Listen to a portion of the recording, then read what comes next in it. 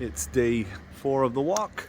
Today we're going to be walking to Trevi, about 11.4 kilometers. So it's going to be an easier one. Trevi is a particularly quaint and beautiful little town on a hill. I'm looking forward to get there because it is very picturesque and pretty. So let's go.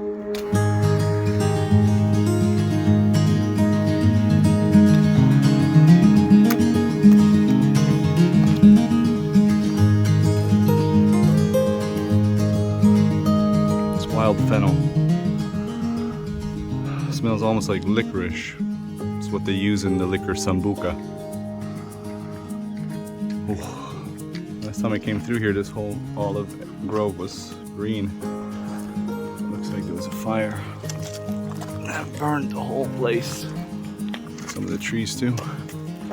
This color is kind of beautiful too. I don't think I've ever seen this sort of golden olive tree hills. It's usually all green.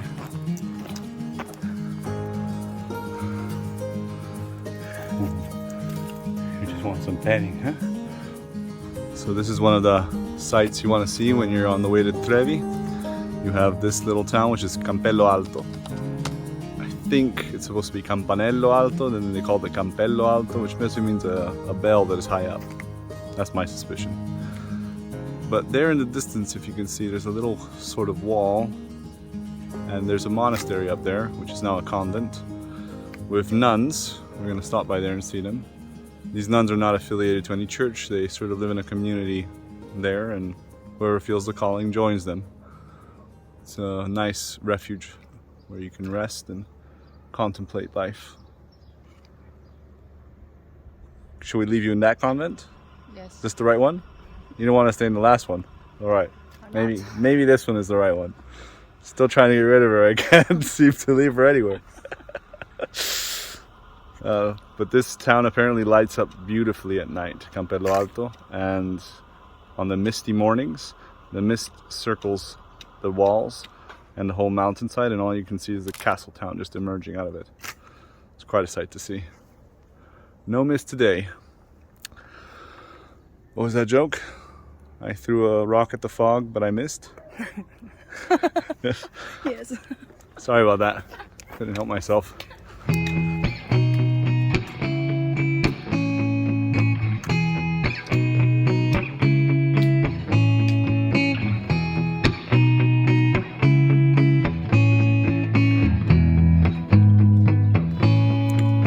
Can't see me smiling. Almost at the monastery, right up there. We'll have to go a little bit further in the monastery to get water. Fortunately, that's the one thing that they lack in this monastery, is water. But I'll explain about that later.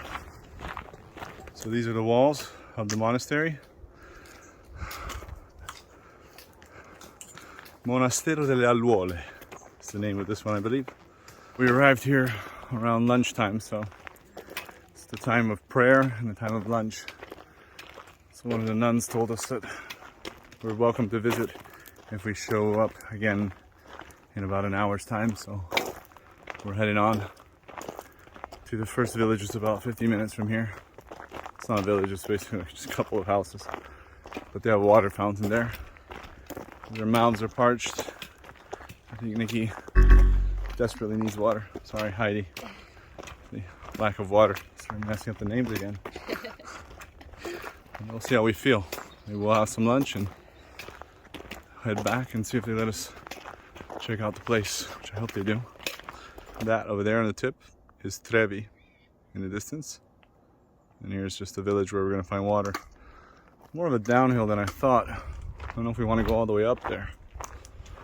It's a shame because I really wanted to see that monastery and put it in this video. Because the nuns there do a few things that are very particular. They take you in, they let you try one of their local brews that they make, have a beautiful view, a good history on the place. There's a really quiet area where you can rest, relax. They invite you to stay with them if you like. And follow the routines of their lifestyle, which are meditation, prayer, and reflection. chores, of course. And then they write your name in a little book and pray for you every morning for a couple of weeks, I believe. Add you to their morning prayers. And when you're about to leave, they sing you their pilgrim song, which is a sort of blessing and prayer to aid you on your way. But I guess you'll just have to come and see that for yourself. You too, Nicky, you're gonna have to come back. You escaped that convent. It went well for you. God, give us water. Do it now. And please, God, we need it now.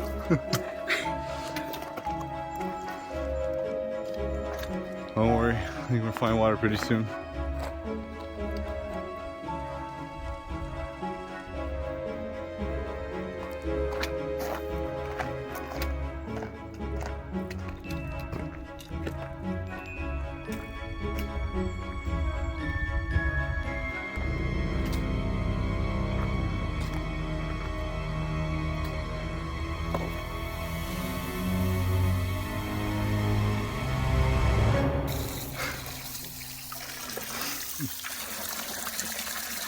I've never been so thirsty in my life.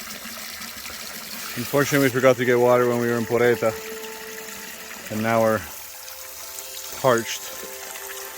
Nicky's in heaven right now. When you're doing from Poreta to Trevi, always get water in Poreta because there's no water stops along the way except all the way up here. And here we're basically a little more than 2 kilometers from Trevi, so the walk is almost done. From Spoleto to Poreta, there's nothing really to eat on the way except one supermarket. And then from Poreta here, same thing. We won't really find any place to eat until we get to Trevi. So just keep that in mind and prepare accordingly. Sandwiches and portable stuff to eat on the way. And always fill up on water.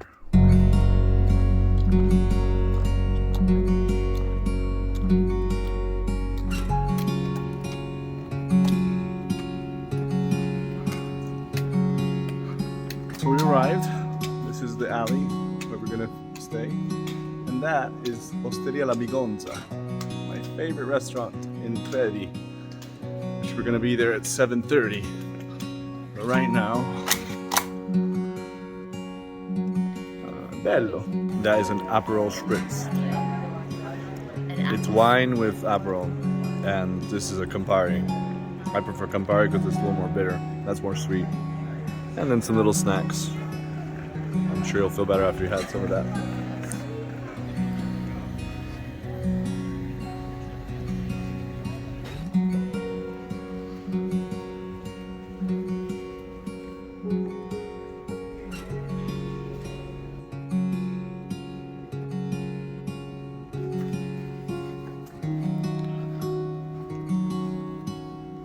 Town is packed with things like this. You come in and you'll find another fresco, and for some reason the lights aren't on. And here you have the depiction of Christ up there. St. Francis with the wounds of Christ, his stigmata.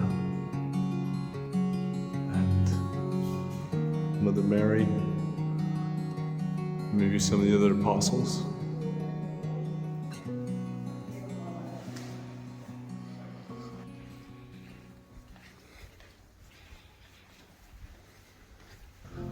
This here is a lookout point of the town. And from here, you can see all the mountain ranges. The town of Trevi sits, of course, back here. And off into the distance, the lovely sunset, which we just missed because we were too busy exploring Trevi itself. That's 𝐾𝐨𝐧'𝐭 right there. That's the final destination where we're gonna end up. So here we are at La Bigonza Osteria. We're gonna be having dinner here. The place is super cute, tiny. And you sit out on these tables right outside here.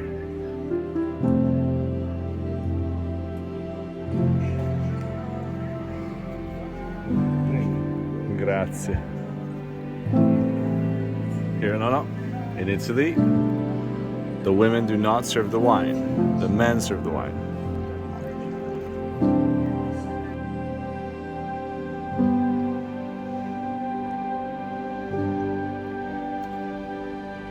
Second course, cavolata and arrosto di maiale. And red wine to top it off.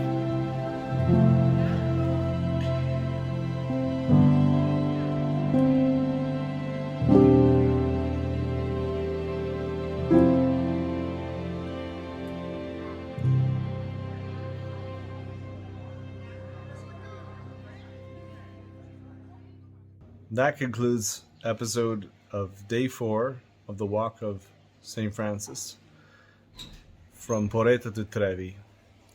Tomorrow, Trevi to Spoleto, and then Spoleto to Assisi. I hope you all enjoyed this episode.